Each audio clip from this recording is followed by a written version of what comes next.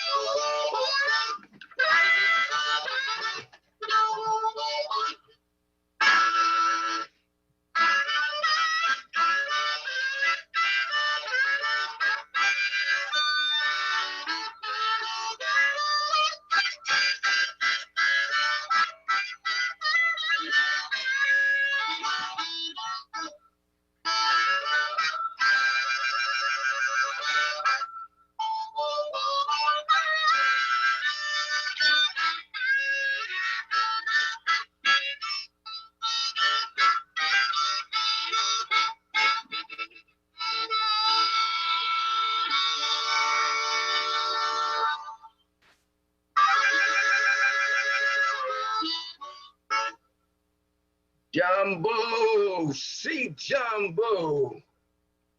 Jumbo means what's up, what's happening. See Jumbo means everything is good. And that's Philly talk. What's happening? Everything is good.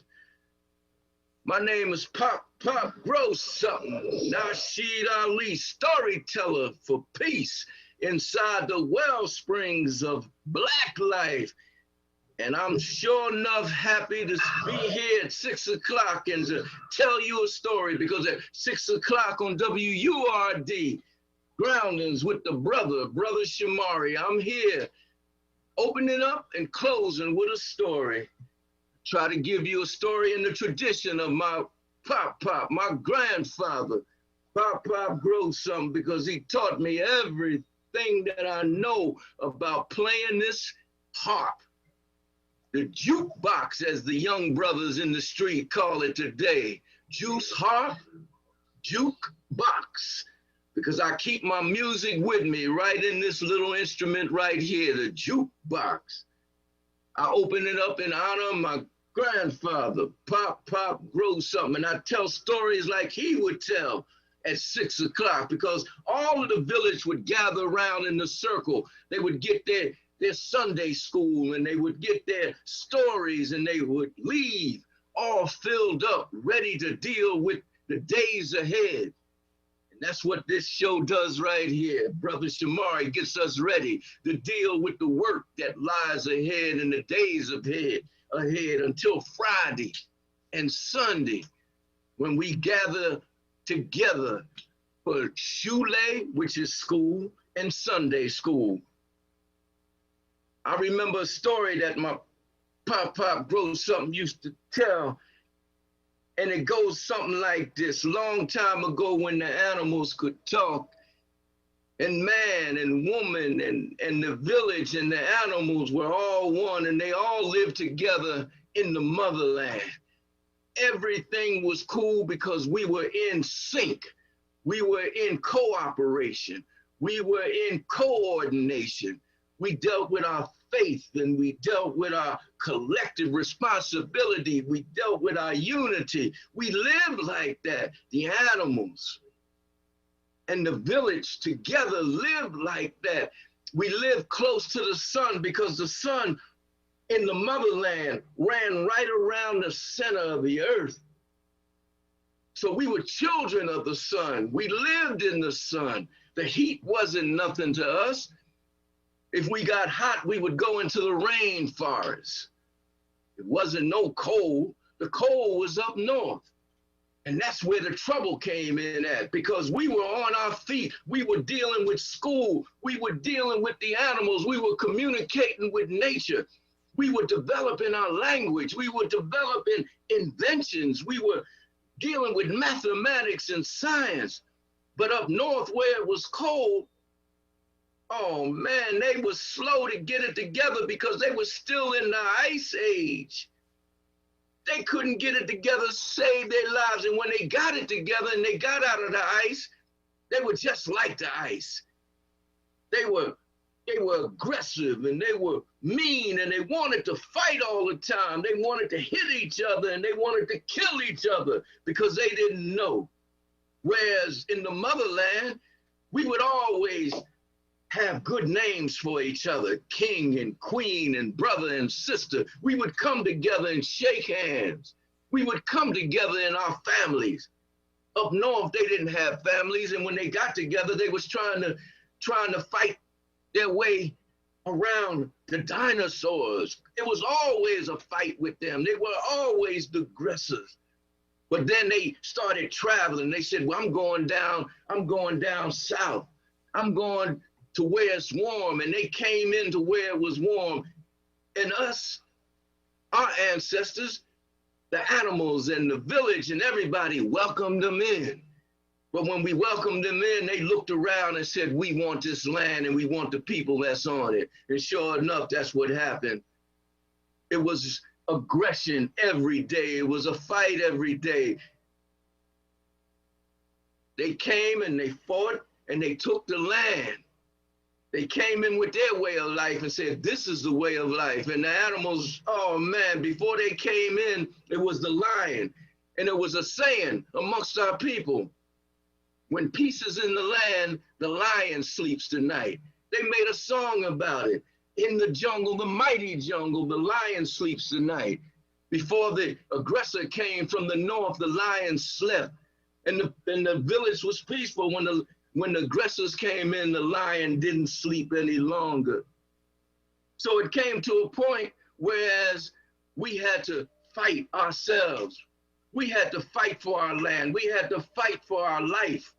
And that's what we did. But what happened was the aggressor came in and stole everything, stole our culture, stole the way we live. They adopted it. And they stole our music. They stole our beat. And when they took our beat, that was the last straw right there, because they took the beat, shaped it into what they wanted to do, and they gave it back to us. And when we heard it, it was our beat, but the message was different. The message was telling us to kill one another, to destroy each other.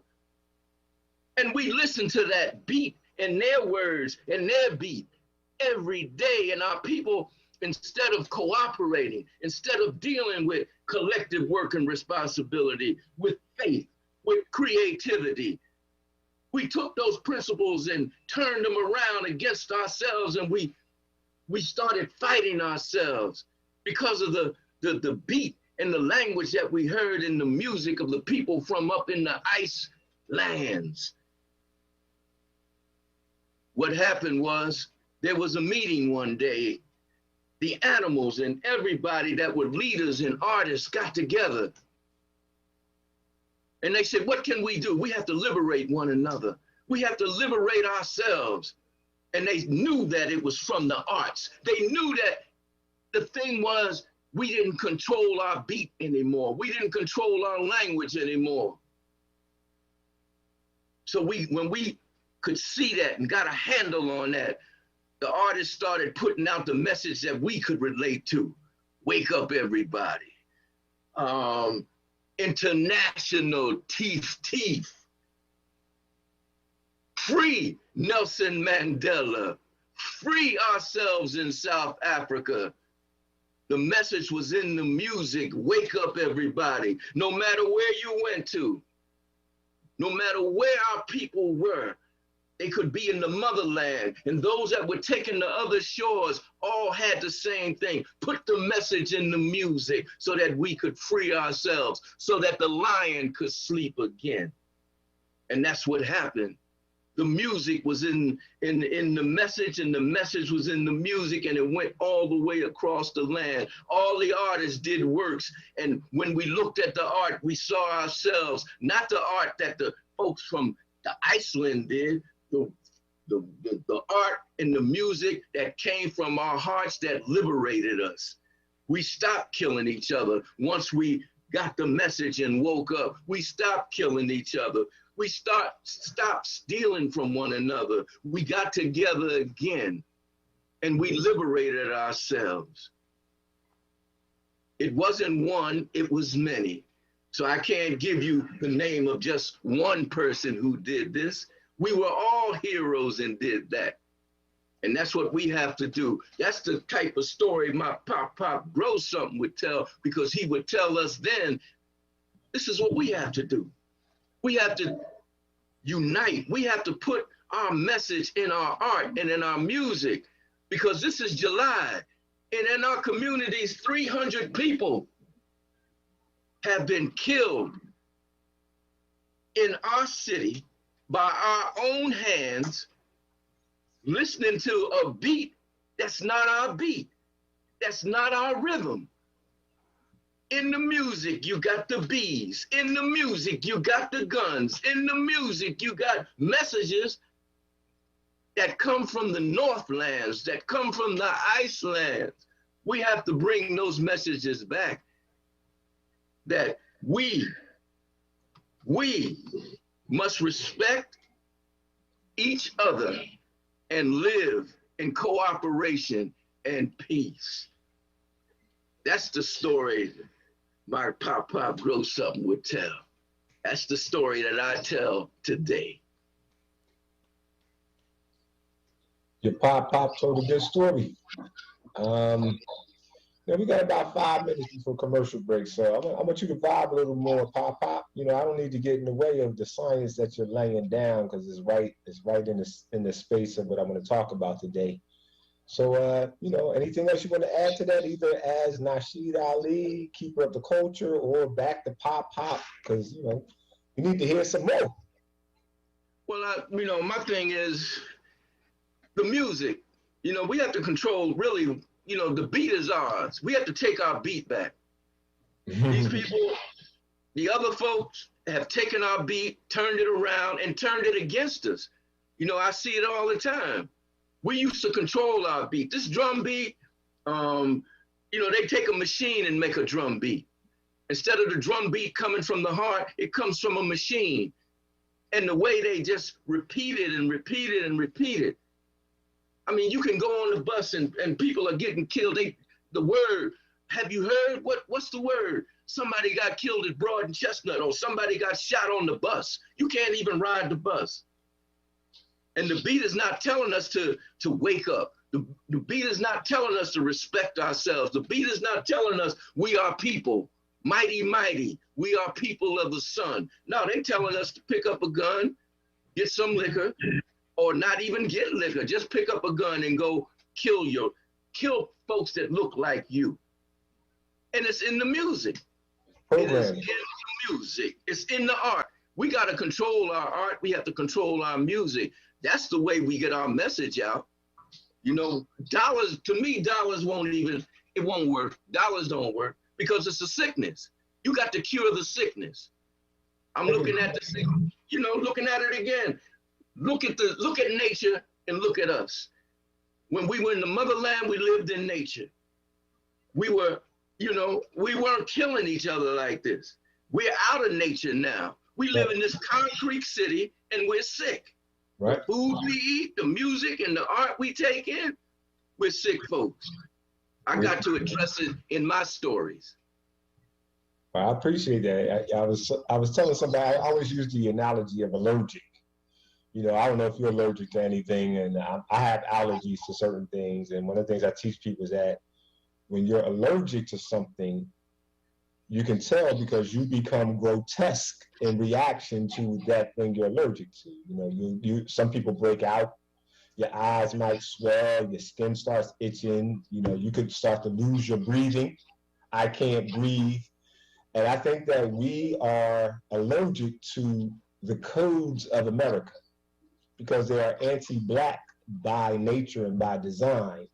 And you could just see it in the grotesque behaviors and thoughts and patterns that we are forced to adopt. Many of us willingly adopt. And we're ingesting a culture or nutrition or food that we're actually allergic to. So it comes out in some of the most ridiculous manifestations that you can literally see. Some of the stuff that we're doing that we try to act like is normal is actually utterly insane and ridiculous. Men wearing their pants halfway down there, like that's insane. That's an allergic reaction to insanity. But we don't want to call it for what it is. And until we can tell the truth about our condition and stop making excuses for our condition, we can't cure, we can't overdo the allergy, because then you need some medicine. You know, you got to get some Benadryl and the EpiPen, and the EpiPen is really speed to speed up the Benadryl, you know, to do its work. And we really need a cultural EpiPen, and that's going to speed up the cure or the remedy for this allergic reaction that we're showing to this culture that we are by design allergic to. We got to stop consuming this madness, man, because it's killing us. It's definitely killing us. And like I said, you know, to hear it all the time, to hear that beat that they took and stole and then replay it for us to react upon, you know, with the pants, like you said, your pants is, I still can't get that, you know. Because you're a grown man, and it is not supposed to make sense to people who are grown men and women. Only people who want to be fools could even accommodate and create a reason why that makes sense. And that's the thing right now. We are reasoning, rationalizing, and normalizing insane behaviors because we are off code. And we have to stop doing that part right there before we can address it. So, you know, the storytellers, we're storytellers. So the storytellers out there need to tell stories of their parents and their grandparents who never wore their pants down. You know, when you always saw them in those pictures, man, they was always sharp, the sharp of the day. Your pants down ain't even sharp. That's dumb. Right. And we got to make this the sharp of the day again. We got to make, I was talking to somebody earlier, I'm always amazed at the number of people who will, you know, be indifferent when I wear something African. But the minute, you know, a day might come by where I have on a suit and a tie. Well, I haven't worn a tie in I don't know how long, but a suit. And all of a sudden they go out of their way to compliment how nice I look. And it's like you're reinforcing cultural imperialism when you do that. You know, so we got a lot of work to do, and I think your story lays the groundwork for what we're gonna get into today. Because I have a 3-step call to the village. I've been throwing out my sketches, and my sketches starting to land. And I have 3 A's. You know, we got to overcome this allergy. And step 1 is atone, avenge, and then activate to actualize. But we can't go to the activation and actualization part until we deal with the atonement and the avenging. And so we're going to talk a little bit about that in today's Sunday school lesson. Come up on a commercial break. When we come back, Brother Wasset will join us, give us an update on the spirit of the drum. And then, as we approach the 7 o'clock hour, it's time for Sunday school, y'all. And I'm actually going to go back and pull up some biblical stuff from the Bible for this Sunday school. And I'm going to focus on when Jesus decided that he had to turn over them tables in the temple and kick out the money changers. And I want us to understand that it's time for us to start turning these tables and kicking out the money changers. But it's not just about the money changers. It's time for us to turn over the tables. It's time for us to cleanse the temple. That's really what it's about. We got to cleanse the village. We want all of the hope and all of the celebration and all of the outcome without doing the work. And we got necessary work to do. And it's not going to make everybody happy. But somebody got to do it. Jesus did not ascend into his destiny, which was the resurrection for most of you all, until he turned over them tables. The turning of the tables was the prerequisite for the ascension. And I'm saying to us as Black people, in order for us to move to this level of our Black love, Black life, Black loyalty, it's time for us to begin cleansing the temples, cleansing the village, cleansing ourselves of these standards and these behaviors that are beneath our calling. We cannot wallow with the pigs in the pig pen and also try to claim and achieve Black love, Black life, Black sovereignty. The two can't occupy the same space. There's some cleansing of the temples, cleansing of the self, cleansing of the family, cleansing of our community, some course correction, in other words, that we have to willingly embrace. It's atonement, avenging, and then ascension time. We can't skip these steps. So let's get back to it, Sunday school. But when we come back, we're going to talk some more about the power of the drum, the purpose of the drum, because when that gets inverted against you, you can see that it drives your people crazy. And if you go back and understand the fable, the story of the Pied Piper, what we're living right now is our lack of vigilance over who the Pied Pipers are and who gets to be Pied Pipers in our village. And I contend to you that's one of the first areas of cleansing that we have to focus on. We got to get these misdirected Pied Pipers out of the position to have such an important and impactful influence on our vision, and most importantly, on the vision of our children. That's what we're going to talk about today on Groundings, Evolutions, Elevations with Brother Shamari. Stay tuned. Want the latest in WURD swag? Check out the shop tab on WURDradio.com. Hoodies, tees, and more in a variety of colors. The shop tab on WURDradio.com. Show the world that you're all about Black. Talk Media. Groundings with Brother Shamari. Right now on WURD Radio and WURDradio.com. Let me get my read together here. I had it. Are you looking for a job? Well, WURD has got you covered. We just launched a brand new job portal featuring jobs from some of Philadelphia's leading companies and arts organizations. So if you go to the portal right now, you will see jobs from WURD Radio, the Kimmel Center, Her Foods, Always Best Care, and more. Apply for a job today. Go to our livelihood website at WURDWORKS.com.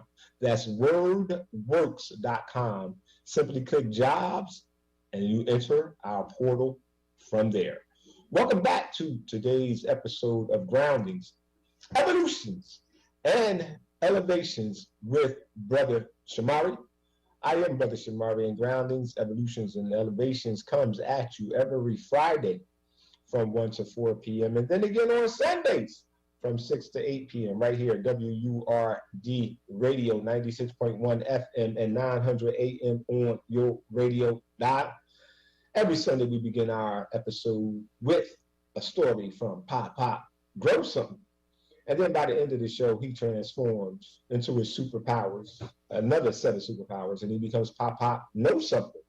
And he shares with the village another story to close out every episode, every Sunday episode of Groundings, Evolutions, and Elevations. He always sets the table. Even though we don't check in, oftentimes his story resonates with the theme and the purpose of what we're going to do on today's Sunday school segment with Brother Shamari. So we'll get to that a little bit later on, but as always, in the 620 hour, we're joined by my good brother, Mwalimu, the teacher, Waset, who is the convener of the Spirits of the Drum. And following in line with Pop's story, we're going to talk a little bit about that spirit of the drum. So greetings, Brother Wasset. Are you there? Hey, yes, greetings, my brother. How are you? I'm doing pretty good, man. I forgot to take my allergy medicine as I was out there in the nature today, and so I'm starting to feel it in my voice and my eyes. But I'm all good, man. It's a wonderful session. The spirit of Black love and Black loyalty and Black life is definitely on display at Clark Park today for our spirit of the drum. Sorry we missed you, but we did carry on. Yeah, and you can only imagine how hard it is for me not to be in that space. You know, being a drummer and just being connected to that energy, it's just like it's drawing me. But you know, I have manly duties that I must maintain at home. As you know, and not too many people know, just only in our circle. But we have welcomed a new member to the spirit of the drum and a new beautiful princess to our household. You know, so I'm standing by doing my manly duties as a Black man is supposed to, and just, you know, holding down the fort and holding down the post, making sure that my wife is okay and that the new baby is okay. And so we're blessed, but it's definitely good news to hear that, like you said, moving forward and keeping the fire lit. Yeah, well, congratulations on the new addition. And I don't know how to continue on with this, because normally you're the one who's providing the updates, and so I don't know, you know, I don't know how to interview you and ask about the updates. I might have to do the updates myself, but you know, just talk a little bit. I don't know if you heard Pop's story, man, but I'd be curious as to your thoughts. Anything you want to add on to the flavor he laid down about the importance of the drum and the importance of culture and the griot in our tradition. Yeah, you know, I did not, and it's so funny now, I only heard parts of it on the tail end, but even as you were, I was listening to you, I was thinking about, like, what does it mean when we talk about the spirit of the drum? And so I thought about the drum in terms of what it means to African culture. And in almost every celebration you have, it's accompanied by the spirit of by the drum. And the reason why the drum is so powerful that it does actually possess a spirit, right. You know. And when you play that drum, you understand that people acting accordingly, and they act a certain way. Then I begin to think about how when they took us from the motherland as prisoners of war, everything that they did to try to kill the spirit of the drum, but we fought and we would not allow that to happen. And so here we are henceforth. Not only, you know, is the drum a prominent part of our culture, but almost everywhere that you go, there's a country, you know, that has the drum, but it's not exactly like the drum that came out of the motherland. So whether you talk about Brazil, whether you talk about Puerto Rico, whether you talk about, all of, Haiti, there is a drum that exists and is very powerful. And so when I think about the spirit of the drum and the purpose that it serves, it's the spirit, it represents the spirit that we must continue fighting. The same way that we fought to make sure that as much as they tried to kill the drum, we fought to preserve it. Now we have that same duty. And I think that what happens in the essence is that when we fight for the drum, when we fight for the spirit of the drum, in essence, we're fighting for the spirit of ourselves, because we don't even understand that, and I heard you talking about, these individuals that are, walking around with their spirits, with their pants hanging down and things of that nature. We don't even understand that we're like walking around in zombie state, which in essence to me means that a part of our spirit is dying. So part of our responsibility is that we have to fight so that we can resurrect that spirit so that it can live, actively live. It's funny. I've done a Facebook post, and sometimes people challenge my posts, and I don't know if they just want to see what my response is, or they actually disagree with what I said, or I don't know. But it was funny. I said, at the end of the day, we have 3 phases of the struggle that we're in that we need to honor if we're going to make any progress towards Black, love, life, and sovereignty. And that is number 1, the spirit soul battle that we're in, and then the psyche battle, number 2, the mental psyche battle. Then number 3, warfare in and of itself. Like, and for some reason, brother had responded that I was making it too complicated and that it's really about the economics and the politics. And I'm like, no, man, listen, if you go into any of those areas with the wrong spirit, soul, mindset, and not understanding the context is war, then you're going to be defeated in all of those areas. It does not matter. Malcolm said one of the greatest mistakes of the movement was that we failed to wake people up before we were calling them to do certain things. You can't put the mission before the mindset. And if people have a defeated spirit, they're going to bring that spirit into everything that they do. So our first work is to resurrect the spirit of freedom, to resurrect the spirit of Black love, of Black loyalty, and Black life, or else everything we do after that is going to fall short. We are in a spiritual, mental, physical, emotional, every level total war. And I think that our people need to understand the righteousness of that call and stop running from it. Yes, I mean, I couldn't agree with you more. One of the things that my spiritual mentor, Bar Shango, used to always say is that this is spiritual warfare, and we have yet to understand that. And he said that one of the biggest failures of the Black Power movement is the absence of spirituality. We were so busy trying to fight the enemy, but we did not intertwine the spiritual component.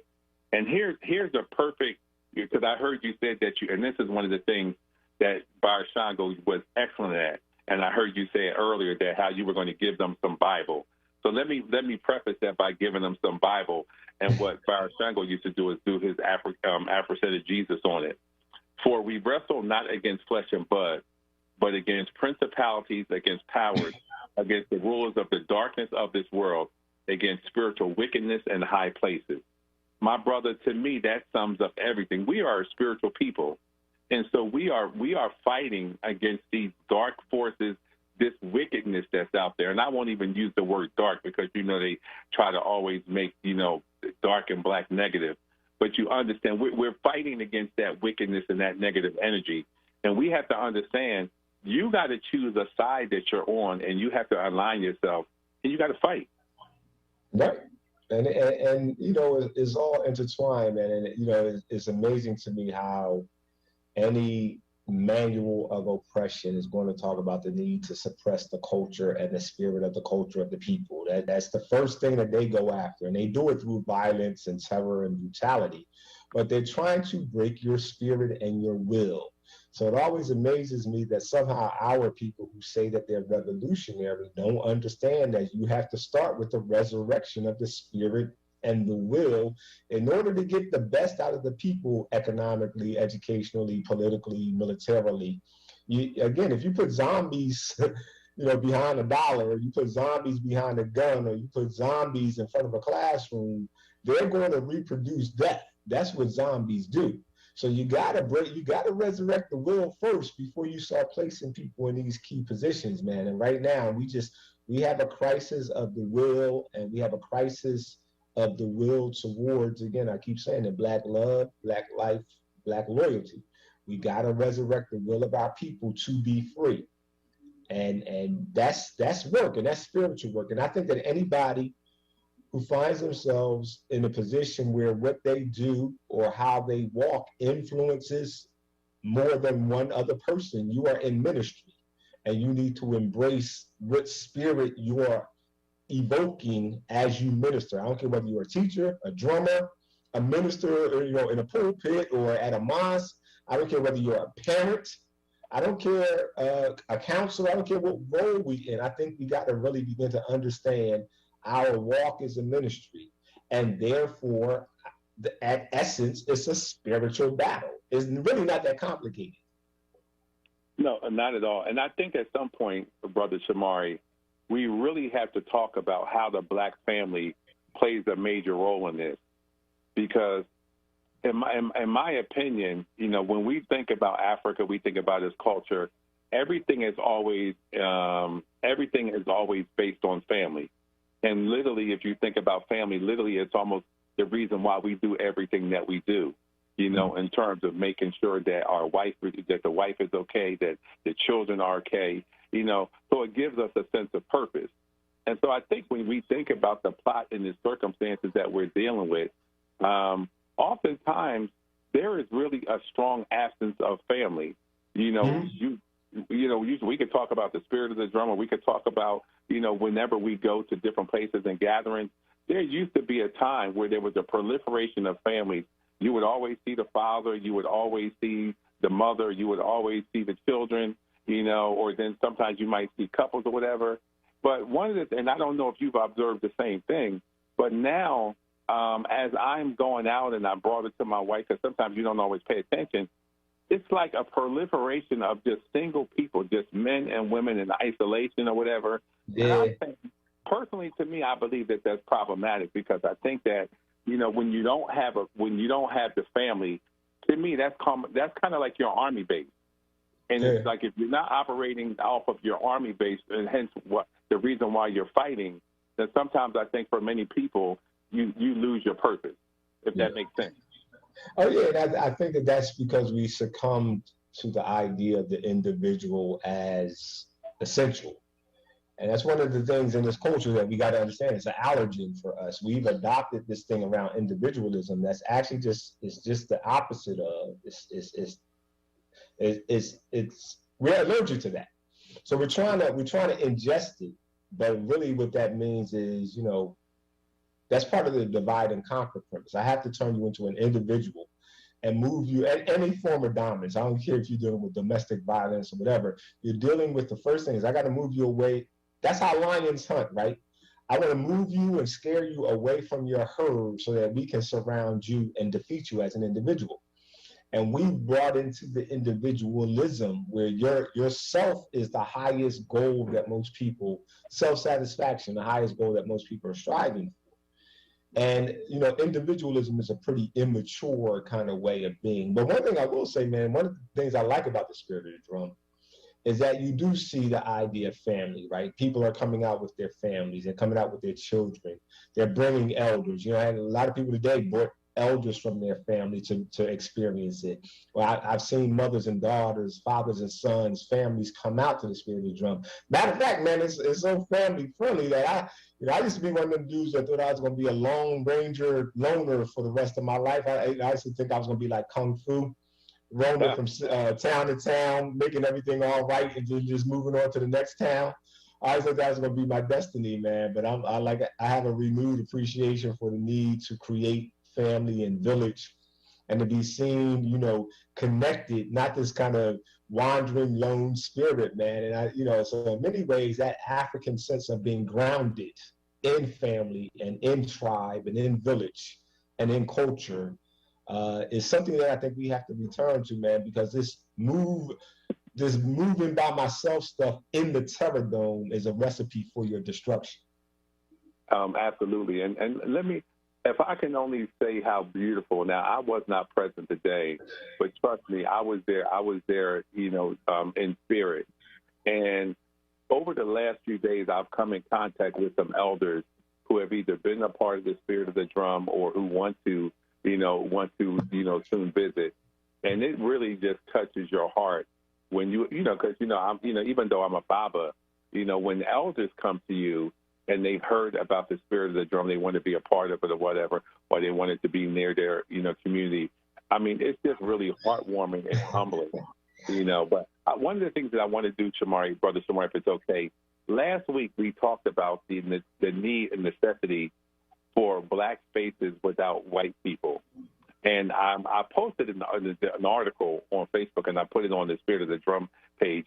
But there's one small part of it that I want to read. It's only a couple of lines.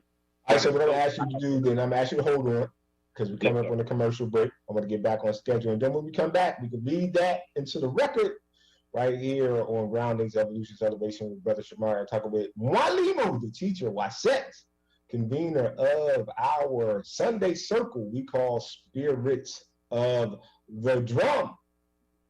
Coming up on a commercial break. We'll talk with you after these messages. Hi, this is John. Hi, this is Juanita, owners of JD's Auto Body and Painting. We're located at 6300 Wayne Avenue, right there at the intersection of Wayne and Washington Lane. We really like to thank all you WURD listeners for the support that you've given our business, and we really hope to see you in the future. JD, tell them about our products and services we have. We have a new state-of-the-art paint shop along with our body shop and detail shop. We can help you with the dents and scratches from the winter season. Come to JD's Auto Body and Painting. Come on out and check us out. We're still honoring that WURD 10% discount. Give us a call, 215-848-5949. Again, 215-848-5949. Thanks again for supporting our business. We really appreciate you. See you at JD's Auto Body and Painting. So many times we say to ourselves, I need to make a difference. Well, your chance is here. Center in the Park is holding a virtual volunteer event Friday, August 6, 2021 from 11 a.m. to 1 p.m. Advocate for those who can't, support those who can, and ensure all long-term care residents live with dignity and respect. Register for this Ombudsman event at info@centerinthepark.org. We all feel better when we do something that matters and when we do something with purpose. The WURD Radio newsletter, keeping you informed, engaged, and connected. Sign up by visiting WURDradio.com. Scroll to the bottom of the page and type your email address under Connect with Us. You'll receive the latest information on WURD Radio, messages from our president and CEO, Sarah Lomax Reese, exclusive articles and multimedia content, and resources. Stay informed with the WURD Radio newsletter.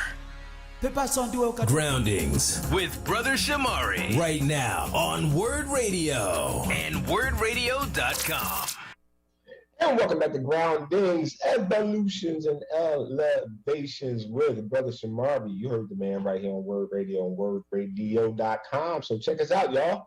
Live stream, www.WURDradio.com. You can check this out on Facebook Live at WURD Radio, YouTube, and all those other social media platforms, WURD, simply type in ONWURD.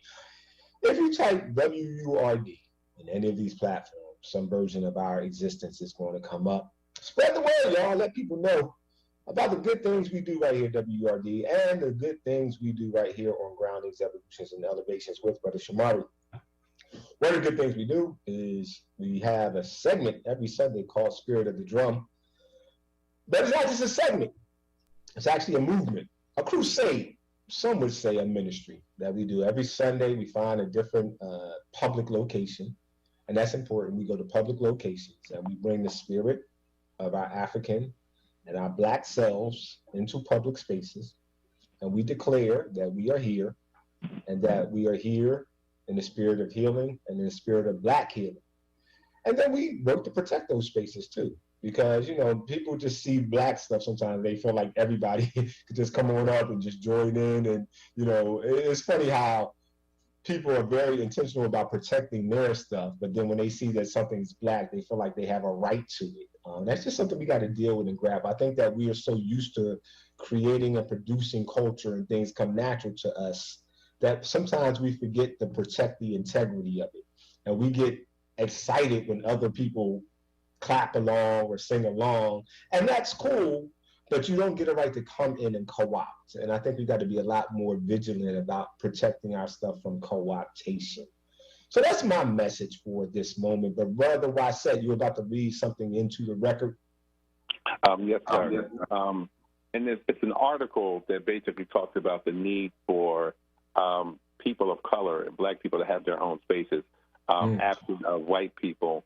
And hence, very quickly before I read it, part of what, and I just really feel, I don't feel obligated, or I don't think that we have to be obligated, you know, to explain, but I'm really glad that this article was written because it perfectly puts things in perspective, you know, and we understand, at least I understand very clearly, that because I want this space to be Black, that doesn't mean that I'm anti-anybody, right. But that always seems to be the perception that when we say that we just want this space to just be our own, it's like, well, why can't I play? Why can't I be a part of that?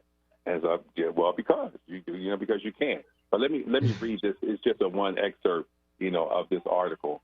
It says, people of color need their own spaces. Black people need their own spaces. We need places in which we can gather and be free from the mainstream stereotypes and marginalization that permeate every other societal space we occupy. We need spaces where we can be our authentic selves without white people's judgment and insecurity muzzling that expression.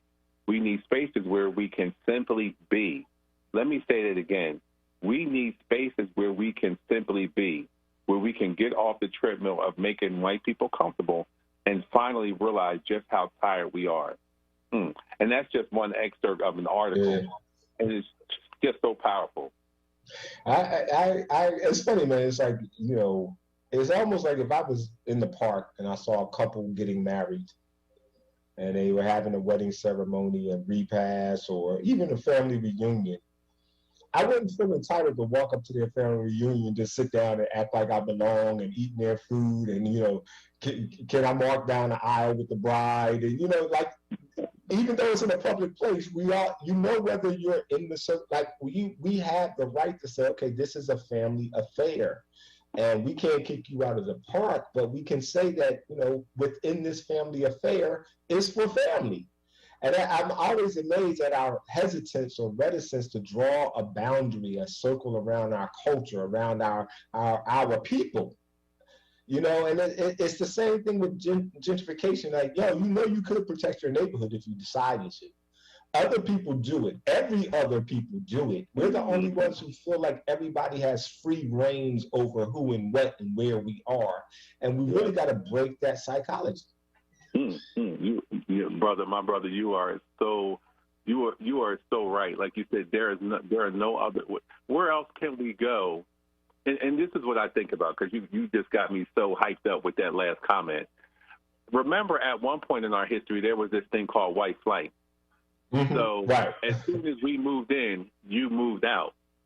So we're the only people that can't do that. Like, we just can't move in your neighborhood. Can you imagine, brother Shamari, that at one point in the history we were so despicable as a people that you didn't want to be around us. That if one or two people moved on the block, literally the whole community vacated. But now here you are, you feel so entitled about what you can do, hence white privilege, that not only do you move back, brother Shamari, but they literally move back into some of the not so nicest areas of the hood in the community. And I'm saying to myself, like, wow. So apparently you're not here because it's such a great community. You're here because somewhere down the line you see something greater coming. So you're basically just going to occupy this space until it happens. And my mentality in it is I always wonder about our psychology in these moments, how we devalue ourselves. I'm not so much, I tell people going to do what they do. I can't get mad at a lion for hunting. I can't get mad at, hyenas for doing what hyenas do. I can only control or hope to influence how we respond. And in my mind, I always see myself as the elephant. That's my favorite animal. And I like the way the elephants roll. All we can do, because elephants are vegetarians, so they're not predators. They're the biggest ones in the forest, but they're not preying on any other group. But when you mess with them and when you incur on their territory, they are some of the most fiercest protectors of their territory. And I just think we need to respect who we are. We need to have a territorial imperative. But when the people have been robbed of their purpose, then they don't see the need for protection. And so we got to begin to reestablish a purpose. And that purpose has to be Black love, Black loyalty, and Black life. Once you accept that purpose, then you understand the protocols of protection, of provision, of preparation that need to go into that. And I think that that's the importance of the spirit of the drum. That drum and that spirit is powerful. And people are coming and receiving and being empowered by the fact that that spirit is there. I'm going to read this today. Actually, I just saw Sister post this on Facebook Live. I'm going to read the comment that she posted. It says, "Greetings. The spirit of the drum was phenomenal today. I am glad a class wasn't holding me back. Thank everyone for the amazing gathering that you all provide. I had a bad headache before attending that wouldn't go away with Tylenol or sleep or anything, etc. Well, the drum beat, the smiles, love, dancing, hugging, laughter, etc., took it away. See y'all next time. That's why we got to continue doing what we do, my brother. That is so beautiful. And you know, brother Shamari, and I'm so glad that you read that into the record, but you really can't even, as much as I try to explain it to people, or even when we talk about it, you really cannot fully understand what the spirit of the drum means and how it feels and the experience that you get. You got to really attend. You got to be there, you know, because like I said, I mean, it's like any other gathering that I've ever been to, you know, and just the energy and the feeling that you get. I always kind of liken it to when you understand what we had to battle, sometimes what we have to go through on the plantation, AKA our jobs. I look at the spirit of the drum on that Sunday as the way that we recharge our battery. Like, you know, I really need some energy. I really need to recharge myself in order to go through, to get through this week. And I just think, at least for me and many others, that's what the spirit of the drum represents. Yeah, I remember growing up in Philly. You know, back then I was into the church. I remember these street corner revivals that people used to have. And they would just post up, man, and put a tent up and put some chairs out, and you had the music and you had the preaching, and it didn't matter whether you was a devout Christian or whether you was a drunk on the opposite corner, man. Everybody kind of knew the energy, the culture of it, right? Because at the end of the day, y'all might not want to hear this, but you know, the Black church is more about African culture than it is about a lot of things, right? So that's why it resonates so much with people, because essentially everybody knows at the end of the day what you're doing is all of those are African cultural elements that are just packaged in a religion that calls to people in a particular way. But the elements there that speak to the people, you know, the music, the call and response, that's our stuff. And so you just have Black people responding to Black stuff. That's how the spirit of the drum is. We just posting up doing Black people stuff.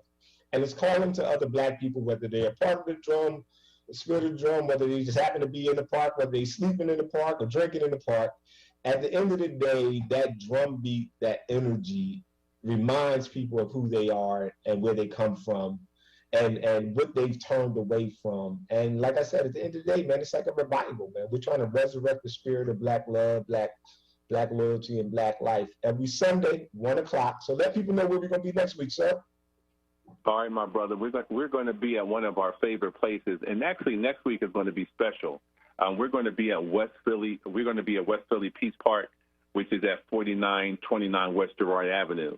All right, say that one more time, brother, because I need everybody who was there today who kept telling me where it was. Oh, that's the onWURD single. That's not where we're going to be. So listen to the address one more time, because you're going by what some people might already have memories in their head about where we normally are, or where the West Philly Peace Park was last year. It's a different location. So please listen to the address one more time. Absolutely. So we're going to be at West Philly Peace Park, which is at 4929 West Gerard Avenue. And again, it was at a different location last year that we attended. I'm not even going to mention the address because I don't want to confuse everybody, but just be, you know, and again, it's not really that much further from the previous location, you know, but again, it's going to be at 4929 West Gerard Avenue. So we always had a beautiful time with our brothers and sisters, you know, at West Philly Peace Park. So we're definitely looking forward to that. Yeah, I definitely am, man. Two things that came out of last year for me, 2020, was the spirit of the drum. And, you know, it's going into its second year and it's holding strong. And the West Philly Peace Park, man. It was part of a movement of work in association with Tommy Joshua and the crew at North Philly Peace Park, and the West Philly Peace Park under the leadership and stewardship of Brother P. Lee. P. Lee X is still going strong as well, man. And those are two things I was associated with in some way that I just, you know, I'm honored. Man, sometimes you can do your best work and not have to lead everything. And I'm honored to have been a supporter in both of these efforts from behind the scenes in some way. And to see that they're both still standing strong, and that next week they'll be together, you know, the spirit of the drum at West Philly Peace Park, man. I'm going to be a little hyped next week. I'm letting y'all know, because when I stand on that ground and I know the work that went into bringing these things to bear, it's just going to make me a little more excited than normal. Yeah, so we're definitely looking forward to that, and I think that I'm going to. Usually, what happens is that if I'm able to kind of if the location is in close proximity, and if I'm able to, my daughter gets her nap time around that time, I can kind of sneak out. So that didn't happen today. It didn't happen today, but it's definitely going to happen next Sunday. So y'all. 4929 West Girard. That's right near the corner where Girard intersects with Lancaster Avenue. So we'll be right there. You can't miss us, 4929 West Girard. All right, remember more Lima. I said, looking forward to seeing you next week. Otherwise, that comes out at 6:20 every Sunday segment we call Spirit of the Drum. Coming up on a commercial break. When we come back, y'all, we're going to dive a little bit into Sunday school. So stay tuned. AARP is working to protect Americans 50 plus by making sure you have the latest information about the COVID-19 vaccines and the distribution plans in Pennsylvania. Just visit aarp.org/PA vaccine to learn who's eligible for the COVID-19 vaccine, when, where, and how to get it in Philadelphia and the rest of the Commonwealth, and what you might want to discuss with your doctor. That's aarp.org/PA vaccine. This is not a fad for us. We will not resume our regular programming when things die down. We're not black to help our bottom line or because it's politically correct. We're not joining a fight. This has been our fight, our message, our people. Black lives have always mattered here. We are undeniably, indefatigably, unapologetically, permanently Black Talk Media. WURD. This is WURD Radio. 96.1 FM. And 900 AM WURD Philadelphia. Black Talk Media. Groundings with Brother Shamari. Right now on WURD Radio and WURDRadio.com. And welcome back to Groundings, Evolutions, Elevations with Brother Shamari. Woo, my ears are ringing. I think I was playing a clave a little extra loud today. It's like I just came from a concert. You ever been to a party or concert where you stood a little too close to the speakers and your ears be ringing for a while? Well, I'm in that mood right now. So, but it was all good, y'all. It's all good. So I'm going to talk a little bit of Sunday school. I'm going to let y'all know my question for you. So if you want to call in, and I want you to call in. I really want an answer to this. I feel like it's time for us to turn over some tables. Everybody talks about Jesus turning over the tables in the temple for the money changers, and we're going to talk a little bit about that. And I think that it's time for us as Black people to begin to turn over some tables. And what I mean is, metaphorically or symbolically, it means it's time for us to clean out the temples. There's some things we've been tolerating, and we've been tolerating them too long. Some of us, actually, we've been tolerating them so long that they've become normal. We consider these things part of the normal Black behaviors. I call it nignorance. We're operating from a place of nignorance that we actually think is bliss. But this nignorance comes at a cost. And we got to stop normalizing or tolerating actions, thoughts, expressions, behaviors that are beneath us and keep us locked into the terror game. What are they? What area, if you had to say, okay, we got to focus this energy, this cleansing energy, we got to put all of our clearing and cleansing power into one direction, into one space, one focal area. Where would it be? I'll give you an example. For me, if I had to say, okay, what's the most important place that we aim our cleaning materials, I would focus on what I've been saying. I think that anybody who's in a position, I call it simply the keepers of the culture. And I don't just mean the griots and the storytellers, but I'm also talking about the teachers, the parents. I'm talking about anybody who does work where your work impacts. You're standing in front of and you're advising or you're teaching, you're guiding multiple people, particularly if they're children or young adults. I think that that's some of the most spiritual and important work that anybody could be doing. I think we undervalue the role of the teacher, the mwalimu. I think we undervalue the role of the jegna or the counselor or the healer in our village. And I believe in some ways we have to be very intentional about cleaning out those spaces and making sure we're putting the right energy and the right people, the right prepared people in those positions of power, because those people are going to determine the pulse and the potential of the village now and into the future. So I believe that if I can only pick one area where we had to turn over the tables, we had to clean out the money changers, we had to clean out the Pied Pipers, if you will, and to create a different activation and actualization. An area where we have to atone, avenge, and then activate in order to actualize. For me, it would be those keepers and carriers of the culture.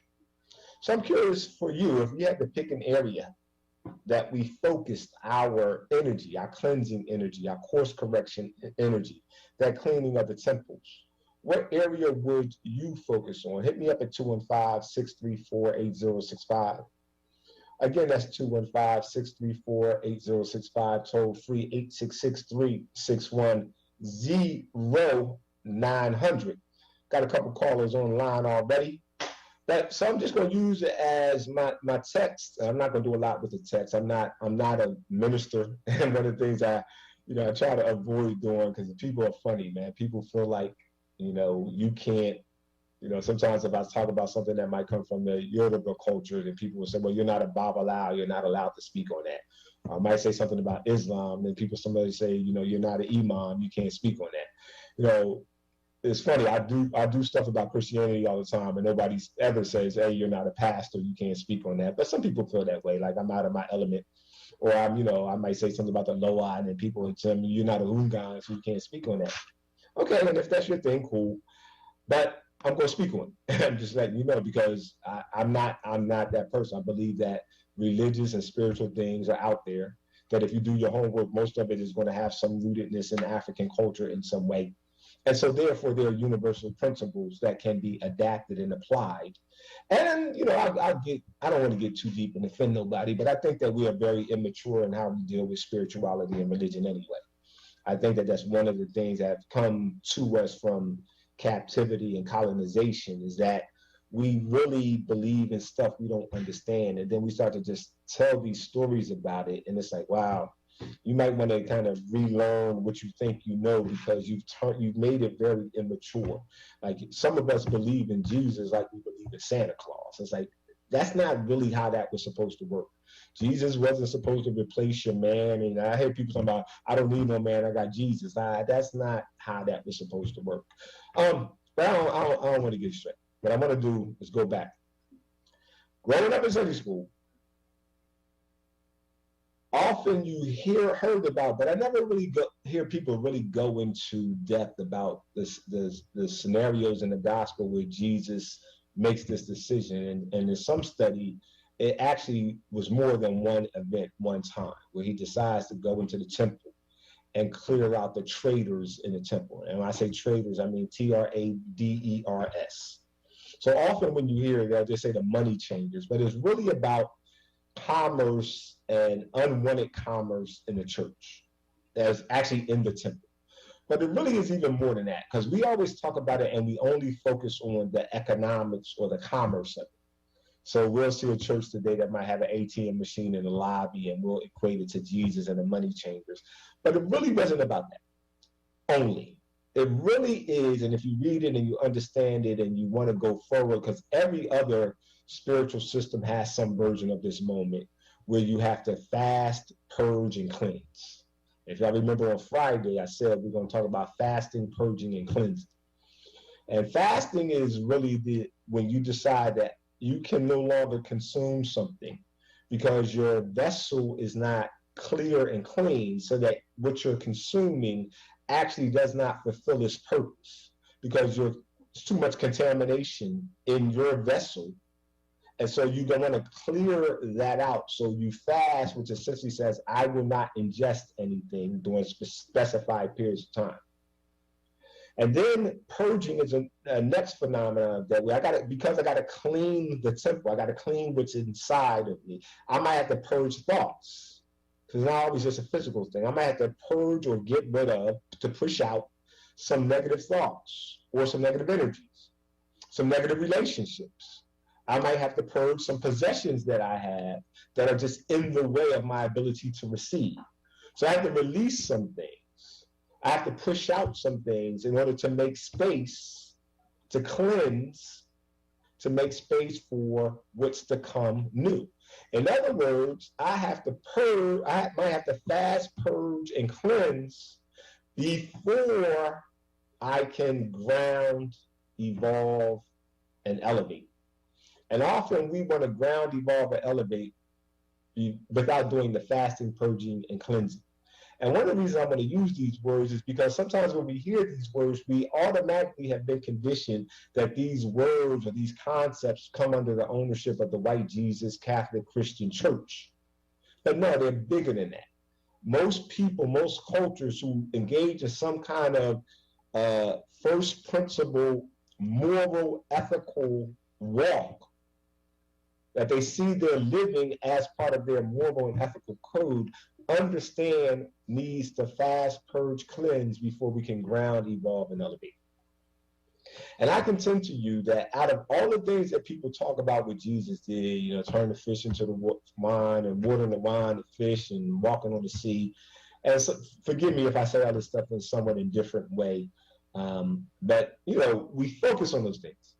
But I contend, to the extent that you want to look at Jesus as a historical figure, one of the most significant moments of his ministry was when it was decided that enough was enough, that under my watch and under my stewardship, we can no longer allow the willing denigration of the temple. We got to cleanse the temple. We got to rid it, purge it of the traitors and the money changers. And I contend for us as a people, we will continue to be constipated. We will continue to be allergic until we collectively decide as the vocation of our people that we got to cleanse the village, that we got to cleanse the culture, that we got to cleanse the spaces where the Pied Pipers are most important, where the healer, the Jegna, the keeper and the carriers of the culture. We got to cleanse the lack of integrity, the lack of authenticity, the lack of purpose that is in and occupying those spaces, such that it's regurgitating and recycling this idea of Black mediocrity, this idea of Black inferiority. And we have to be very intentional about pushing out, purging that energy. We got to be very intentional about fasting and consuming ideas, ideology, and entertainment and information that promotes Black inferiority and Black death. We got to put a fast on that, y'all. We can't keep watching this stuff that we know is designed to program us into ineptitude and not believe or not understand that it has a deadly impact. You got to fast against Black inferiority. Then you got to purge the places that are promoting Black inferiority. We got to cleanse the village. We got to cleanse ourselves of anti-Black ideas, ideologies, institutions, instruments, implements. It does not matter. And you got to do that. You got to atone for accepting that as our standard before we can avenge it, or as we avenge it, so that we can activate and actualize at a new, higher, more powerful, more purposeful, potentialized Black self. It really is that basic. And I think that we've been avoiding our need to turn over some tables in the temples. And we can't avoid that anymore. It might not make us popular. It might not make us cool. We're going to have some haters. The very people we are trying to help ascend are probably going to see us as their adversaries. It comes with the territory. I remember when I grew up in the church, one of my favorite songs was by Hezekiah Walker and the Love Fellowship Crusade Choir, I believe was their name at the time. And is part of, I can't remember the name of the song, but a line in there is, this teacher's journey may not be easy. You did not say it would be. Many times I feel broken and disheartened, and I just don't want to be bothered. But then I begin to say, what have I done to make this race so hard to run? And then I say to my soul, take courage. And the Christian version says, the Lord will make a way somehow. This teacher's journey ain't going to be easy, y'all. Sometimes a teacher got to say, okay, students, you might not like me, but I got to cleanse this space. I got to turn over these tables because it's in your best interest that you learn differently, that you learn some new things. I always use the example growing up. You know, you go to old folks' house, grandmom in them house, they always had some daggone vegetables that they cook. Often they overcook them. And they might be serving you some chitlins, or they might be serving you some ribs or something that you ain't supposed to be eating, that they sweat pork chops. You know, they look past that, but they're just gonna make sure you ate that cabbage or those greens or them vegetables, because that's supposed to be healthy and good for you. And you be like, I don't want to eat it, I don't like it. They say, I don't care what you like. You're gonna eat it because it's good for you. You need that. You ain't gotta like me and you ain't gotta like it. But you in my house, you at my table, I know what's best for you, and that's what you're gonna eat. Now you get these younger parents sometimes because they're, working, they got so much on their mind. When the child says, I don't want to eat that, then the parents say, oh, well, here's some cereal. Or let me put some sugar on it so I can make it palatable for you. But sometimes in order to make medicine palatable or to make food palatable, you're actually destroying the nutritional value. Sometimes in order to, when you add that cherry or the grape to the medicine, that sugar content actually can contraindicate or work against the very health benefits that you're seeking. So sometimes you got to sacrifice being liked, being comfortable, being cool with everybody in order to do the work that we need to do, and that is to turn over some tables. So my question for you all is table turning time. I'm letting y'all know, y'all already knew this, but it's time. We always want the celebration, but we don't want to put in the work. We want the celebration and the inspiration without the perspiration. And right now, Kazi calls, and one of the things that Kazi is calling us to do is that we got to clean some temples. We got to clean out some things in our culture.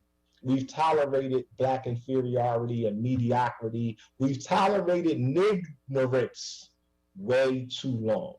So my question for you all is, what area of focus do you think we need to focus our turning of the tables on?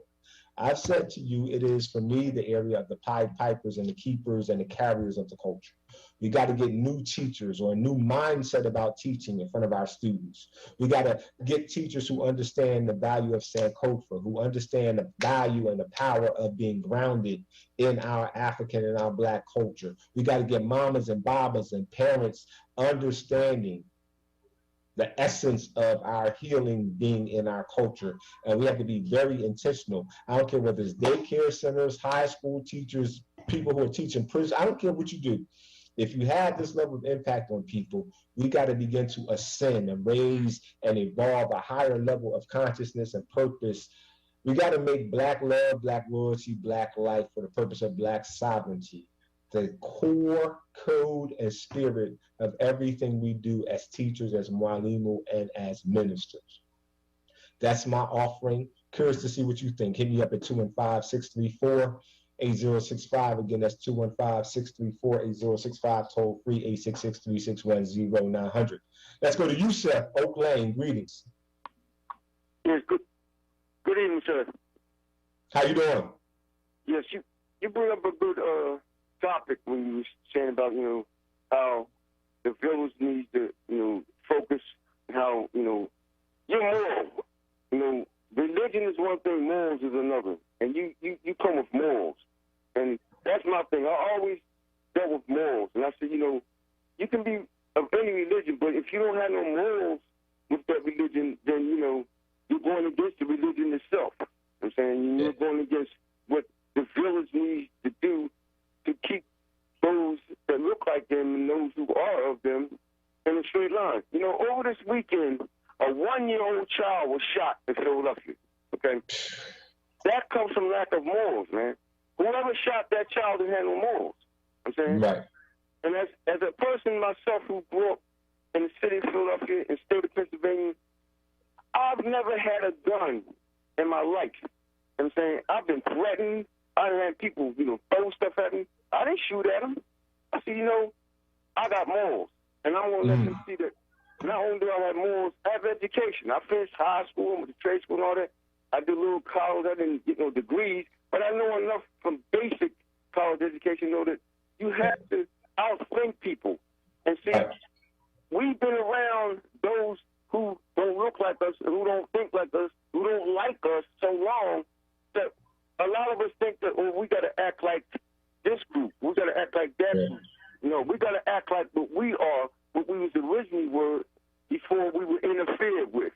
Okay. Right. So Yusuf, let me ask you. I think probably when I hear you speak, one of the highest moral or ethical principles it seems like you actually have is that you love Black people and being Black.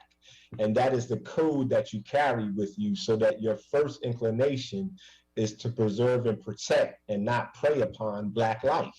That sounds like your moral. Yes, sir.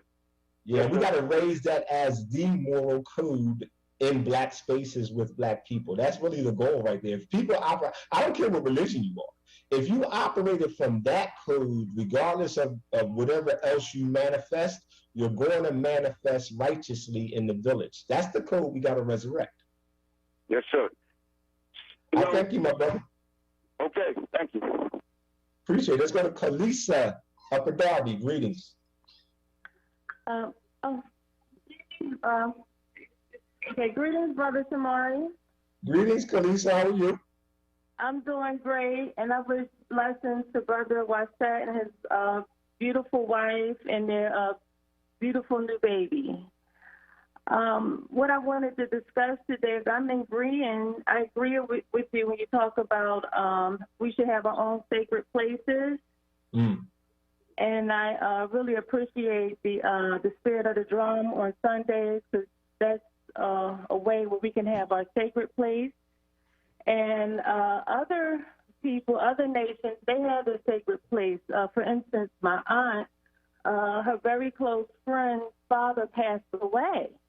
And my aunt felt, hurt because her friend didn't invite her to, the funeral service, and the burial services. And, her friend, she's Jewish, so they have, their synagogue that they go to. Right. And and they have, I think it's Saturdays on the main line. You see them all, with their traditional clothing on, going to the synagogue, And this and they can't even speak to you on their, in some practices, they can't even speak to you on their holy days. And they be right in your neighborhood, because, it was their neighborhood, now it's your neighborhood. I grew up in Winfield, so what you're talking about, particularly with the Orthodox Jewish population up there, you would see it. They come out in their cultural clothing, they walk right past you, but they can't speak on their Sabbath, so they don't speak to you, plus they think you're Goyim anyway, so it's not going to matter anyway. But everybody else respects their culture and preserves aspects of it from people who they perceive as not a part of that culture. We're the only people who feel obligated to give all of ourselves away. Got to change that mindset. That's correct. And I think we're going down the right path with this spirit of the drum. And, hopefully Sunday I'll get all the children together and once again return to the spirit of the drum and enjoy, the festivities, the drumming, the brotherhood and sisterhood. It's a beautiful event. All right, we'll appreciate it. Next Sunday we'll be somewhere where we actually might be able to do some farming and dig in the ground and pick some vegetables and some fruits and stuff at the West Philadelphia Peace Park, 4929 West Girard Avenue. We are coming up on a commercial break. When we come back, we're going to jump right back to the phone line. So if you want to get in this final segment before we go to Pop Grow Something, now would be your time. Hit us up at 215-634-8065. Again, that's 215-634-8065. Toll free. 866-361-0900. The question on the table is, what area? It's time to turn over the tables. We know that. The question is, where do we need to focus our area of cleansing and cleaning out these temples? Where do we as Black people, within the context of our Black village and Black culture, what area of table turning, kicking out and purging ourselves of these traders or the people who are defiling or denigrating sacred spaces and sacred purpose. They got to go. What area would you first target for this most important cause? Because we can't have the inspiration and the celebration without the perspiration. Talk to you after these messages. For the past 10 years, Comcast has been helping students get ready. We've connected 5 million students from low-income families to low-cost, high-speed internet. We're working with both nonprofit partners and city leaders to create over 1,000 Wi-Fi connected lift zones in community centers nationwide. And now we're committing $1 billion to reach 50 million people with the connectivity, skills, training, and the resources they need to succeed in a digital world. Learn more at comcast.com/education. WURD Radio Digital Tip of the Month with Stephanie Humphrey. Brought to you by Comcast. Email phishing scams are nothing new, but they get more convincing and sophisticated every day. In the past, you'd get fake emails that seemed to come from your bank or credit card company, but now you could also see messages that appear to come from Amazon, PayPal, or Netflix as well. So how can you spot a scam? Look for misspellings or grammar errors in the email message. Most phishing scams try to scare you with a sense of urgency in the message that tries to get you to click on a link or provide account information. And one of the biggest telltale signs of a phishing scam is the email address of the sender. Pay close attention to where the email came from. A scam email address is usually totally unrelated to the company it's claiming to represent. Remember, a legitimate company will never send an email asking you for sensitive personal information, so if you're unsure, call the company directly and never click any links or open any attachments in the message. Stay safe online, stay tuned to WURD for more tips, and stay connected with us at wordradio.com. Are you looking for a job? WURD has got you covered. We just launched a brand new job portal featuring jobs from some of Philadelphia's leading companies and arts organizations. If you go to the portal right now, you will see jobs from WURD Radio, the Kimmel Center, Her Foods, Always Best Care, and more. Apply for a job today. Go to our livelihood website at wordworks.com. That's WURDworks.com and click jobs. Groundings with Brother Shamari right now on WURD Radio and WURDradio.com. And welcome back to Groundings, Evolutions, Elevations with Brother Shamari. And we're focusing on, in this edition of Sunday School, where we need to focus our table turning energies. Time for us to turn over some tables. There is no doubt about that. We can't run from that obligation anymore. That's part of the atonement and the avenging that we need to do before we can activate in order to actualize Black love, Black loyalty, Black life. Time to stop debating. We got to put some perspiration before we can get to the inspiration and the celebration. I know what I'm going to say. Two things before I get back to the phone line. So I'm just asking callers to hold on. Thing number one, reminder, I will be sitting in for Solomon Jones on Wednesday morning, July 21st. Wake up with WURD. Looking forward to an exciting show. Looking forward to actually waking up on time to be able to do an exciting show. So I might need some reminders. Anybody out there who knows me knows my phone number. Make sure you call me around 6 o'clock, 6:30. Make sure I wake up so I can do Wake Up with WURD from 7 to 10 in the morning on Wednesday, July 21st. I want to say this to you. All right, so sometimes when you're a man, this might be a man thing. I'm gonna let y'all know this. I don't know. You think you somebody and you got a little bit of swag to you. So normally I'd be like, oh, this ain't no big deal. It's all good, But I ain't gonna do that. I'm actually a little fanboy. I'm having a fanboy moment. I got this text from my cousin Sylvia, who evidently is a parishioner at the one and only esteemed E9 Tabernacle Baptist Church. And evidently today from the pulpit, the esteemed Reverend Alan Waller gave your humble brother Shamari a shout out. He said he was vibing off of the question that I asked. And I've been asking this question for a minute. I articulated it again a few weeks back. As a village, do we owe our children an apology for what we've allowed this world to become, this community, this city, our families, what we bequeath to them? and then expect them to battle through and have answers. And, you know, it's funny the expectations we have of Black children. It's like, well, they act like that because we ain't teach them. We handed them over to this demonic, devilish system that promotes consumption and lust and impulsivity and individualism. And we just let our children be educated by the system, be entertained by the system. We handed them over to this system. And then we criticize them for what they become as a result of letting this system, the Terror Dome, acculturate them, socialize them, educate them, and inform them. We abdicated our responsibility as the village and as the family. And then we're all amazed and surprised by what has been returned to us. And I contend that we owe an apology and an atonement to our children for allowing them to be consumed and victimized and conditioned by the Terror Dome. And that we need to do acts, very clear acts of apology and atonement before we can do the work of avenging and creating and course correcting and bringing in to being a new actualization.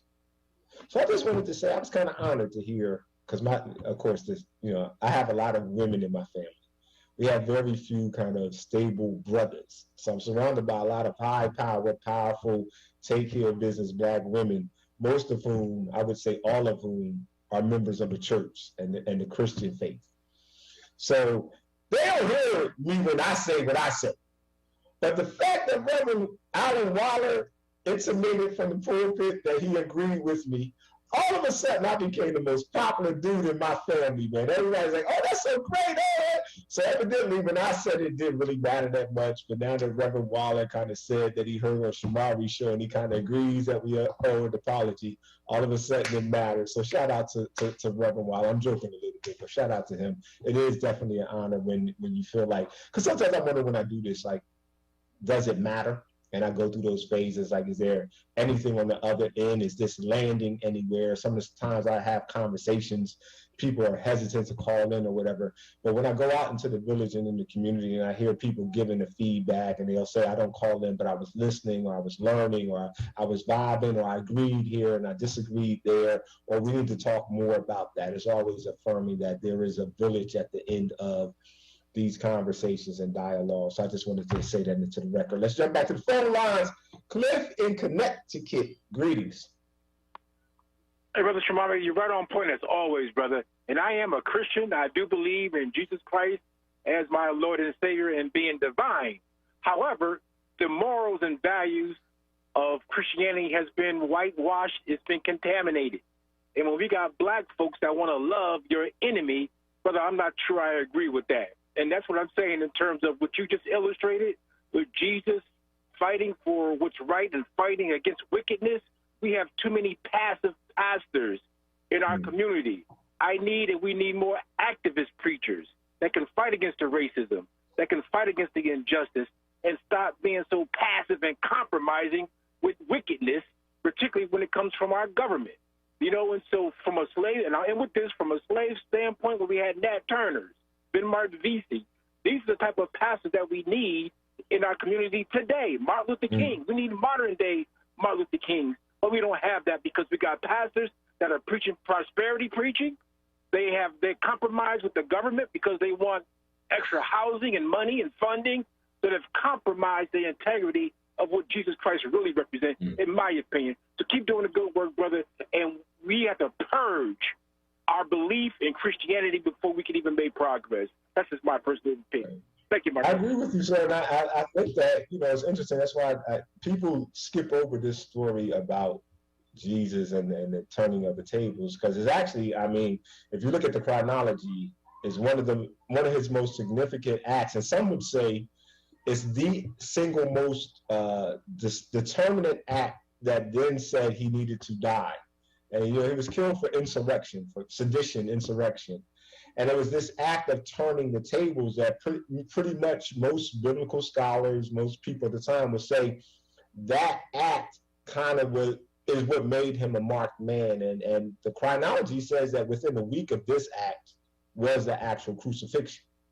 So again, I'm always amazed that we leave this out, but this is that moment. This is that thing that says, okay, we can talk about the changing the water and the wine and these other things, but the thing that marked the ministry was when he began to say, no, the purpose here is to clear the temples. The purpose here is to turn the tables. The purpose here is to purge this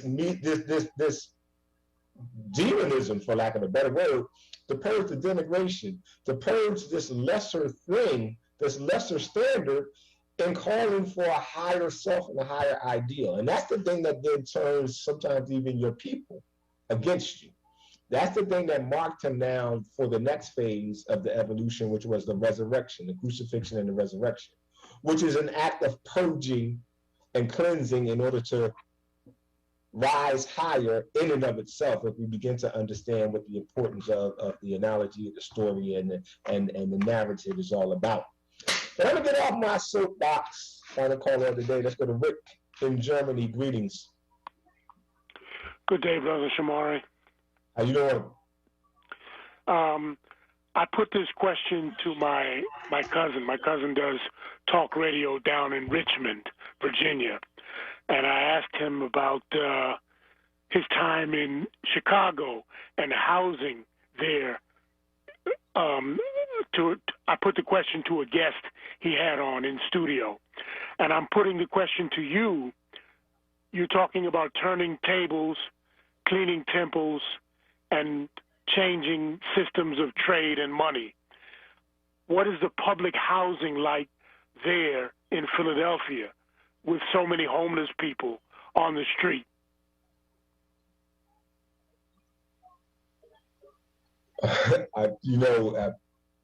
So public housing in Philadelphia, for that, I'm gonna try to answer this and stay on our topic. Public housing in Philadelphia is probably, and I used to try to teach this to people back when, I guess going back 15 years when Hope 6 was big in Philly.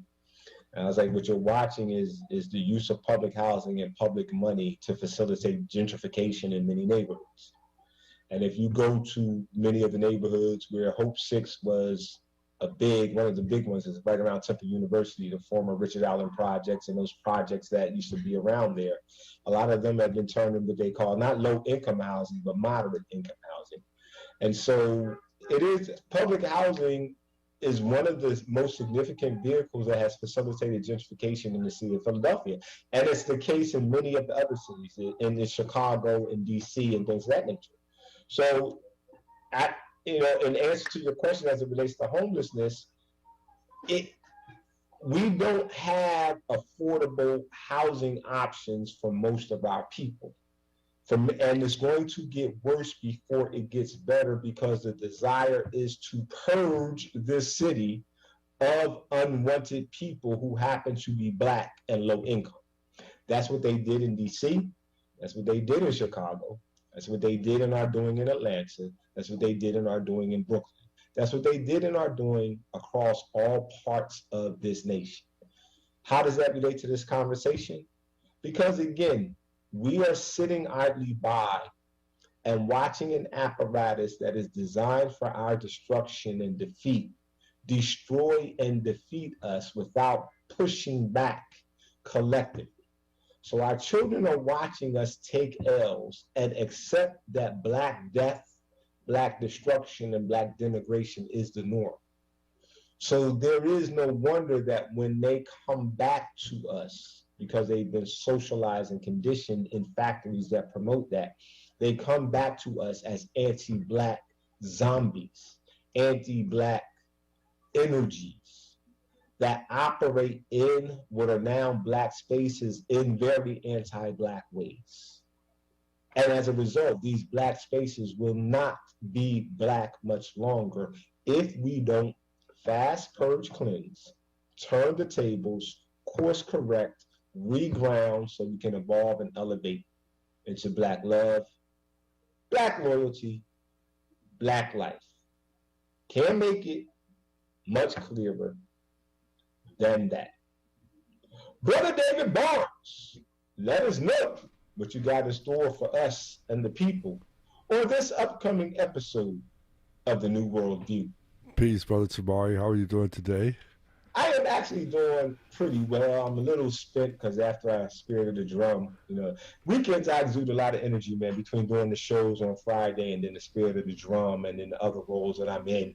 Like most people kind of get to relax on the weekend, but actually the weekend is when I offer out the most of my energy. So, going into the show, I'm always a little fatigued. At the end of the show, I'm a little fatigued, but it's fatigue well spent. My brother, let us know what we got coming up on New World. Yes, sir. Did I hear you say niggerance? Ignorance, man. Ignorance. I like that. Ignorance. I'm using that word, ignorance. Yeah, we'll turn ignorance into an art form, man. We got to definitely purge that. That's one of my targets for my purge. And I would say one of the tables that we should begin to turn is the tables in our own homes. But tonight we have Janina Carter calling in from Atlanta, Georgia with her Philly Beat 411 entertainment segment here. She has several special guests coming on tonight. And we're going to be doing that from 8 until 10 p.m. Then at 10 p.m. we're going to do our Afrobeat after party. All right. So you sound like you got a jam-packed, action-packed show on the New World View. The New World View comes at you every Sunday at 8:00 p.m., y'all, right after Groundings, Evolutions, Elevations with Brother Shamari. You can get your New World View with my good brother, David Barnes. So you don't even have to turn off your radio dial. Right. You don't have to change the station. You don't have to come off of Facebook. You don't have to do any of that. Just keep it locked right here, 96.1 FM, 900 AM, and you will get your view anew with my brother David Barnes. Right. So Dave, before I let you go, are you still there? I'm right here. Give me some more about this family thing, an area when you say turning tables and purging the stuff within the context of the family. So give me a little bit more on that. Yes, because a lot of us maybe even live in blended families and may have some confrontation in trying to bring correctness into the home and to the temple. And we have so many challenges in it. So because our first line of defense is in our home, just like our first teacher is the mother, first leader is the father. So if the children are out of order, you got to turn some tables, get everybody in line. It's funny. I said to my sister a few weeks back that I really want to walk as the I'm not the oldest man I am the oldest probably man in my immediate family, but in our lineage I'm not. But my grandfather's presence was very much around keeping the family together and connected and weave together. And I really want to I lived so much, man, kind of not devaluing, but I was indifferent about family and all of this stuff, man. But it's really an important thing for me on this side of 55. And so I really, had that as a priority for me about really intentionally bringing the different strands and the different strands of my family, the Govans clan, the Grimes clan, back into unity with one another. So I appreciate you for highlighting the importance of that, my brother. That's right, because if you think that it's hard getting the community together, try getting your own family together. Yes, sir. It's one and the same, and all that work is necessary because we can't move forward until we do. And last thing before I go, you said sometimes you get tired, but you can't get tired because that's the assignment that you accepted. There you go, sir. So you got to walk powerfully into that assignment. I can't run from it anymore, or else, whatever the judgment scene is going to be by whatever tradition people believe in, if I run from the calling, then I'm not going to fare too well when they put my heart up against that feather. So it's time for me to start doing what I've been called and commissioned to do. So I thank you, my brother David Barnes. We are coming up on a commercial break, and when we come back, we will close out this edition of Groundings, Evolutions, and Elevations with my good brother, not Brother Shamari, but Pop knows something. Stay tuned. Family Therapy Vignette Moments with Dr. Lucille Ijoy. Pandemic COVID-19. Now, ladies and gentlemen, this is a serious time. We are at a strange time in our lives when we have to make decisions, really important decisions about our lives and the lives of our family and our friends and neighbors and strangers. And making decisions like that is no play. So I'm going to say this little rap for you. We call it a poem or a rap. I hope that when I'm finished saying it, you'll be able to say it also. Pandemic time, the vaccine is free. Get your vaccination as quick as can be. The Delta variant may be a new concern. Be willing to take time. Be willing to learn. And I'm going to tell you something. We all better be willing to learn, and we all better be willing and ready to take that vaccine. This is no playtime. And I would say from the bottom of my heart, amen, amen, and amen. The holistic colonoscopy, no IV sedation. Your colonoscopy is due. You don't have someone to drive you home. You don't want to drink the prep. You don't want to be sedated with the Michael Jackson drug propofol. Does that sound like you? Call Blake Gastroenterology at 215-849-4902. Visit the website www.jsblake.com and make your appointment today. Drive yourself home after the holistic colonoscopy.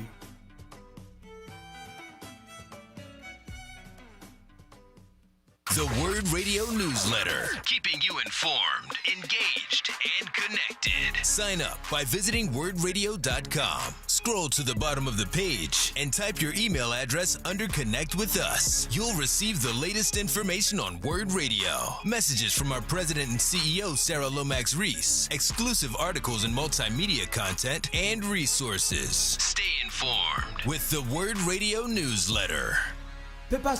Groundings with Brother Shamari right now on WURD Radio and WURDradio.com.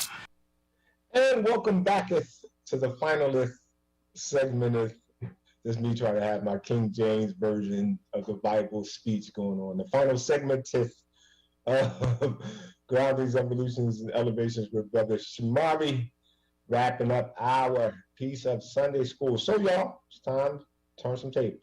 Let's stop running.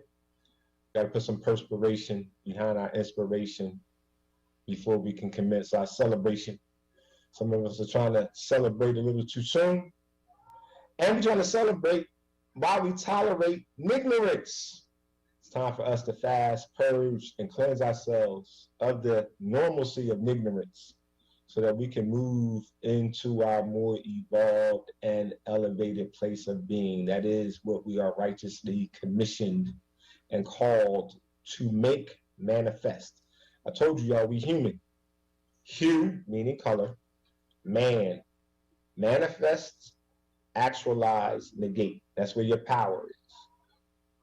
You must have the power to manifest, to make things appear, power to actualize, make things come into being, and the power to negate, that is to resist anything that is being imposed upon you for negative purposes. It's time for us to step into our power so we can transform ourselves and be transformed into our higher selves. I don't think it can be made any plainer than that. Now the question is, do we have the will to walk into that way? Pop, know something. Take us home.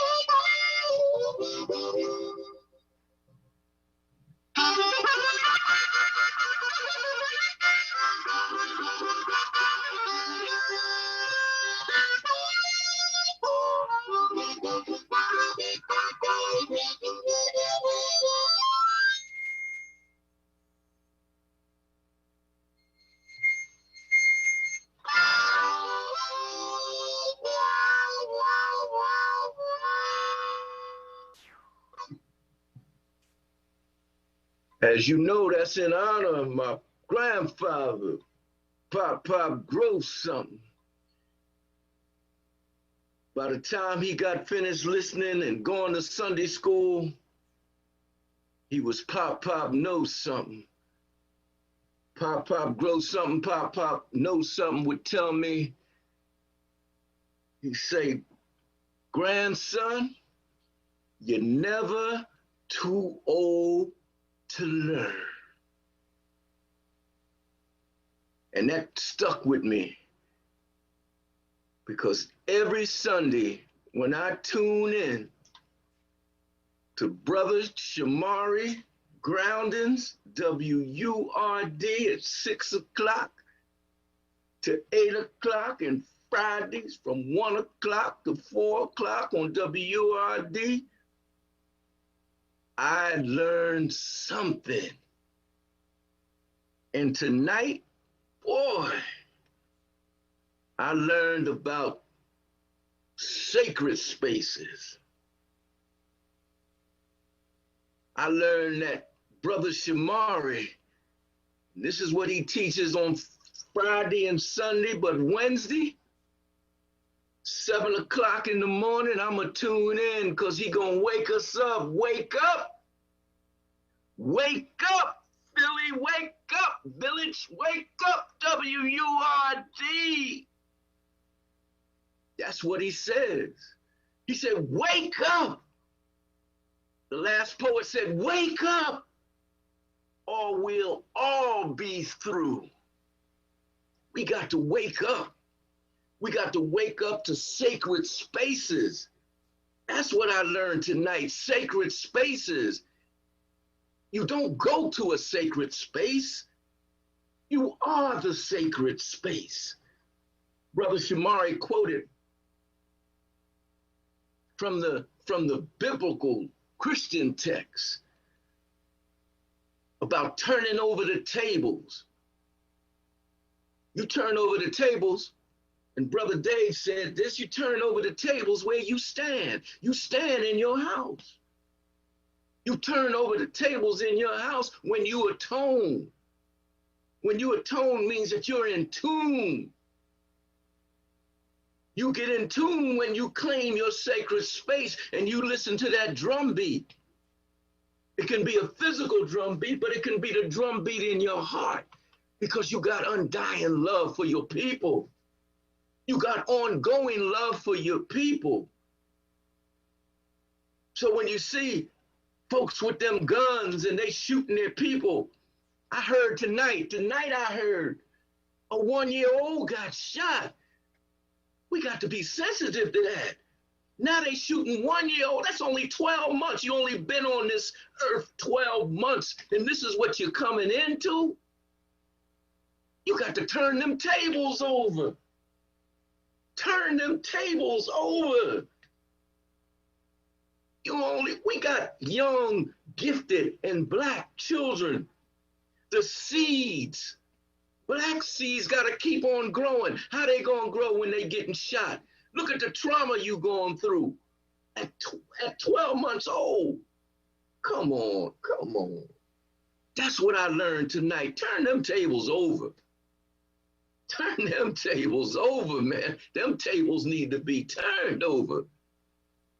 And we need to claim our sacred space wherever we are, wherever we stand. Those that are conscious and in tune, that's the sacred space.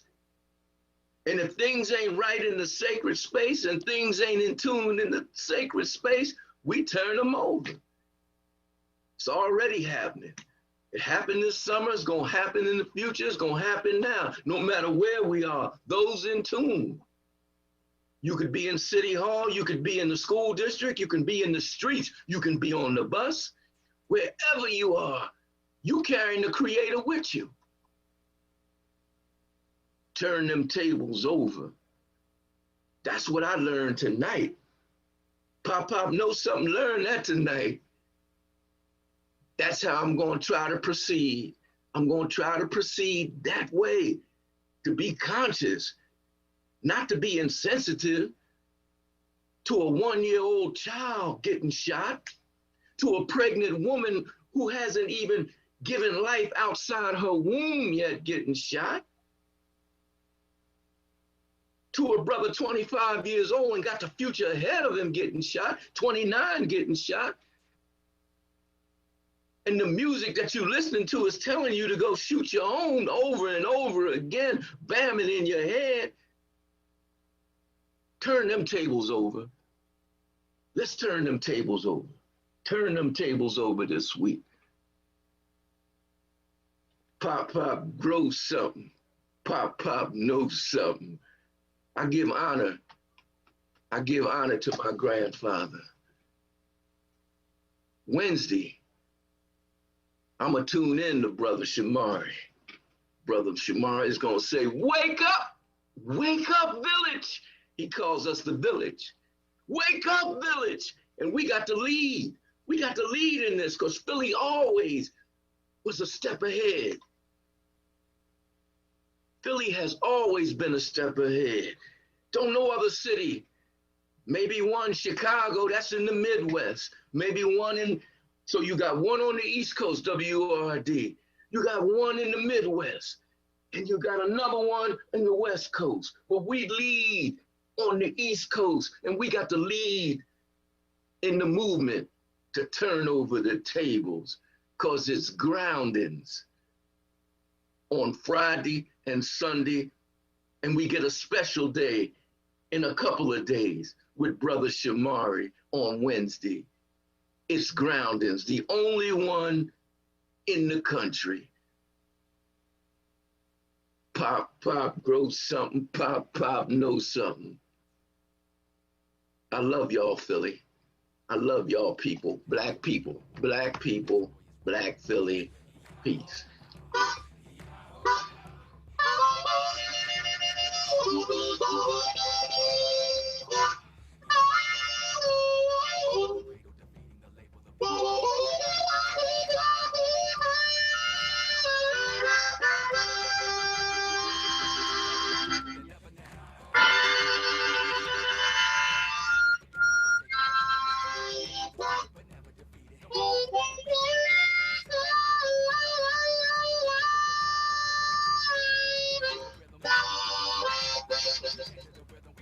Turn them over.